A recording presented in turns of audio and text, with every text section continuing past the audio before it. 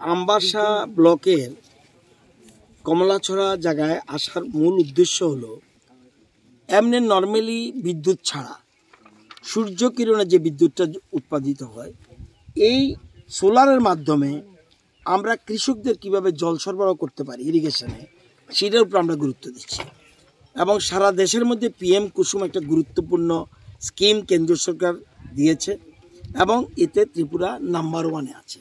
কারণ এটা করে আমরা নিজেরা খুশি, কারণ কৃষকদেরকে এরই মধ্যে অল্প সময়ের মধ্যে আমরা গত 6 বছরে আমরা 2116টা পরিবারকে এই পিএম কুসুম স্কিমে জলের ব্যবস্থা করেছে শুধু কৃষিকাজের জন্য। উনি দিচ্ছেন 15,000 টাকা আর আমরা রাজ্য সরকার কেন্দ্রীয় সরকার মিলে আমরা বহন করছি 2 লক্ষ টাকা। এই টোটাল স্কিমের এই হলো ব্যাপার এবং 25 বছর পর্যন্ত ওনারা জলের চিন্তা করতে হবে না।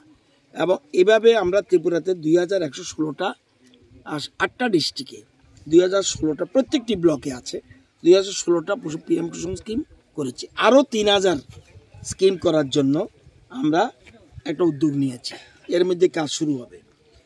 এই স্কিমগুলি প্রপারলি হচ্ছে কিনা আমি জানি হচ্ছে, তবুও গন্ডাছড়ার দিকে, গঙ্গানগরের দিকে, ছামনুর দিকে, আমবাসার দিকে বা মুঙ্গিয়াকামির দিকে এই প্রকল্পটা কিভাবে চলছে তা দেখার জন্য এখানে আসা।